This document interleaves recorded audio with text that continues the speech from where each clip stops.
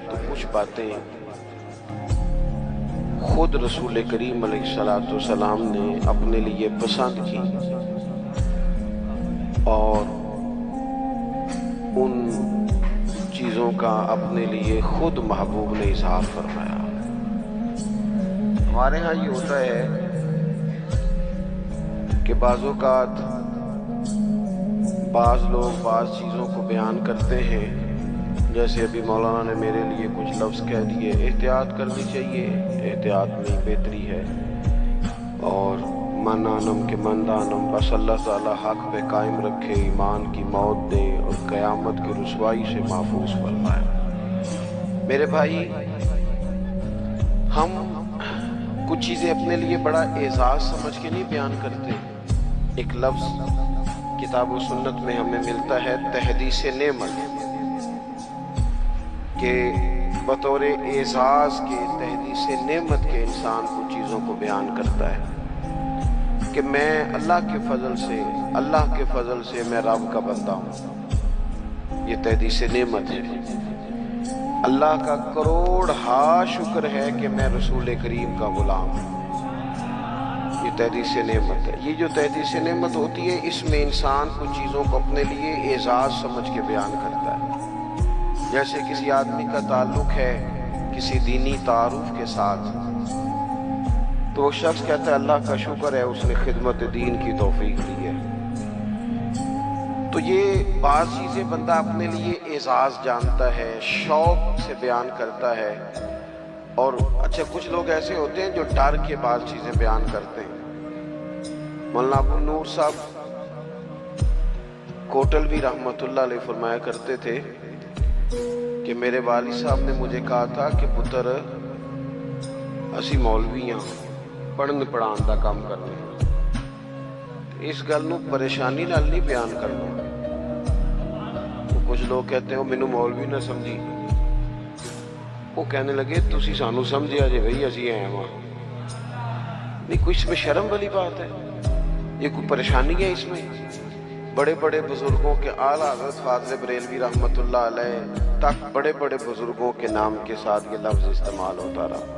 تو بعض لوگ ایسے ہیں جو بعض چیزوں کو کمزوری بنا لیتے ہیں، حالانکہ وہ چیز باعث اعزاز ہوتی ہے۔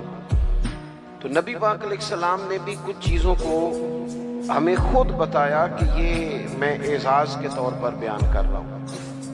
ان میں سے ایک چیز یہ ہے کہ رسول کریم نے فرمایا، لوگوں اللہ نے مجھے معلم بنا کے بھیجا ہے، میں ایک استاد بن کے آیا ہوں۔ اللہ کریم نے قرآن مجید میں فرمایا وَيُعَلِّمُكُمُ الْكِتَابَ وَالْحِكْمَةَ، یہ محبوب تمہیں کتاب سکھائیں گے اور حکمت سکھائیں گے۔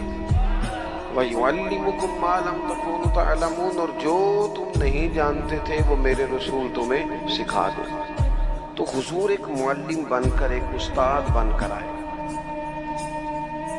ہمارے ہاں نا لوگوں نے تصوف اور طریقت میں ایک اصطلاح نکالی ہے، نظر کرم کر دیں۔ اچھا، اس کا ترجمہ بعض لوگ یہ سمجھتے ہیں کہ کوئی کام نہ کرنا پڑے، بس جناب ایک نظر ہو جائے اور ہر شے جناب علم بھی فوراً آ جائے، عمل بھی فوراً آ جائے، اخلاص بھی فوراً آ جائے اور پیسے بھی فوراً ہی آ جائیں۔ یہ بھی ساتھ اس میں شامل ہوتا ہے۔ لوگ سمجھتے ہیں کہ شاید نظر کرم اس کا معنی ہے کائنات میں سب سے بڑی نظر جو کرم والی ہے وہ تو مدینے والے رسول کی ہے، لیکن حضور نہ علم دیتے، تعلیم دیتے، تعلیم و تعلم کو پسند کرتے، سیکھنے سکھانے کا ماحول امت کو پیدا کرنا چاہیے، مزاج ہونا چاہیے کہ ہم کچھ سیکھیں گے سکھائیں گے۔ حضور معلم بن کے تشریف لائے، محبوب نے بیان کیا ہے کہ میں ایک استاد بن کے، اور حضور تعلیم دیتے تھے، سکھاتے تھے، تدریجاً لوگوں کو اسباق دیتے تھے، ایک ایک بات حضور کھول کر بیان کرتے تھے، تشفی کرتے تھے، انسانی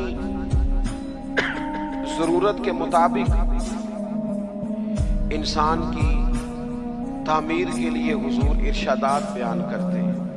ہم تعلیم نہیں دیتے۔ ہمارے ہاں یہاں تو ایک تو یہ ہے کہ سیکھنے کا مزاج ہی نہیں، طبیعت نہیں ہے۔ ہم محافل کرتے ہیں، مجالس کرتے ہیں، تو اس میں بھی یہ ہوتا ہے کہ سارے کام الا ماشاءاللہ تھوڑی جگہوں کو چھوڑ کے زیادہ تر رٹے رٹائے ہوتے ہیں۔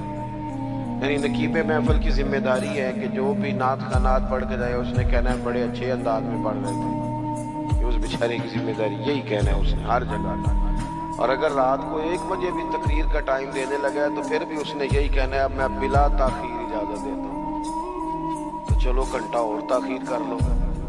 اگر 2 بجے بھی بلا تاخیر ہی ہے تو پھر تاخیر کس کو کہتے ہیں؟ رٹی رٹائی چیزیں جب ماحول کا حصہ بن جاتی ہیں نا، یعنی ہمارے ہاں جلسوں کا، محافل کا ماحول یہ ہے کہ فقط وہ بات کرو جس سے داد ملے،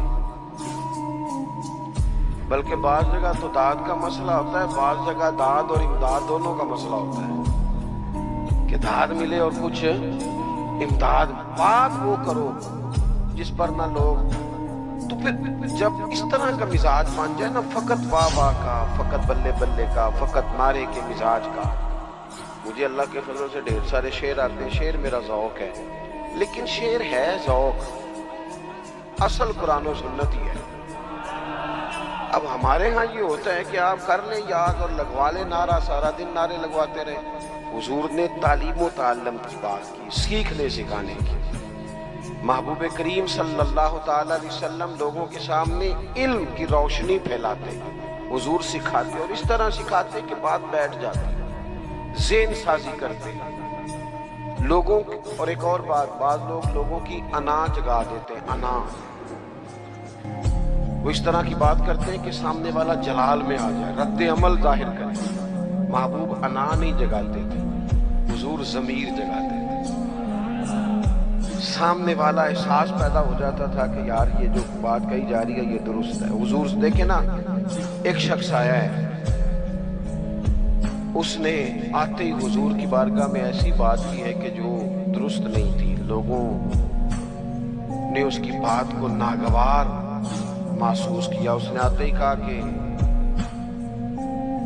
یا رسول اللہ صلی اللہ تعالی علیہ وسلم، مجھے زنا کی اجازت دے دیں، زنا کرنا ہے، معاذ اللہ ثم معاذ اللہ۔ اب یہ بڑی سخت بات ہے، اس نے کر دی۔ صحابہ کرام علیہم رضوان فرماتے تشویش ہوئی ہمیں کہ کیسی اس نے عجیب بات کی۔ حضور نے اسے بٹھا لیا اور بٹھا کر کے یہ تعلیم دینے کا انداز ہے، سمجھانا ہے، تعمیر کرنا ہے۔ کسی شخص کی شخصیت کے اندر اگر کوئی ایسا ماحول بن رہا ہے کہ جس سے وہ کسی گمراہی کی طرف جا رہا ہے تو اس کی اس گمراہی کو دور کرنا ہے۔ ہمارے ہاں لوگ ڈانٹ کے چپ بھی کرا دیتے ہیں کئی دفعہ، تو میں کہتا ہوں چپ کرا دینا اور ہوتا ہے اور مطمئن کر دینا، ان دونوں میں فرق ہوتا ہے۔ اگر آپ چپ کرا دیں گے تو بغاوت بھی پیدا ہوتی ہے بعض اوقات، اور اگر آپ مطمئن کر دیں گے تو سامنے والے کی تسلی اور کئی لوگوں کی تسلی کا بھی باعث بنے گی۔ یا رسول اللہ صلی اللہ تعالی علیہ وسلم، زنا کی اجازت ہے، معاذ اللہ ثم معاذ اللہ۔ حضور نے بٹھا لیا، اور یہ دیکھیں کتنی حضور تعلیم کس طرح دیتے ہیں، کس طرح شعور کے قریب بات کرتے ہیں۔ حضور فرمانے لگے تو پسند کرتا ہے تیری ماں سے کو زنا کرے، اور انداز حکمت والا، اس کی آنکھیں کھل گئی، یہ کیسے ہو سکتا ہے؟ جرت ہے کسی کی؟ کہا تیری بیٹی سے، تیری بہن سے، تیری خالہ سے، تیری پھوپھی سے۔ اس کی آنکھیں لال ہو، میں نام بھی نہیں لینے دیتا۔ اب محبوب کریم نے ایک بات سمجھائی جو ماحول میں شستگی پیدا کرتی ہے۔ آپ کبھی غور کریں، ملت کے سارے جوان غور کریں۔ حضور نے فرمایا جب میں نے تجھ سے کچھ سوالات کیے تو تیری آنکھوں میں غصہ اتر آیا ہے، جس سے تو زنا کی اجازت مانگ رہا ہے وہ بھی تو کسی کی بہن ہوگی نا، وہ بھی تو کسی کی بیٹی ہوگی نا، جس کے بارے میں تو بات کر رہا ہے۔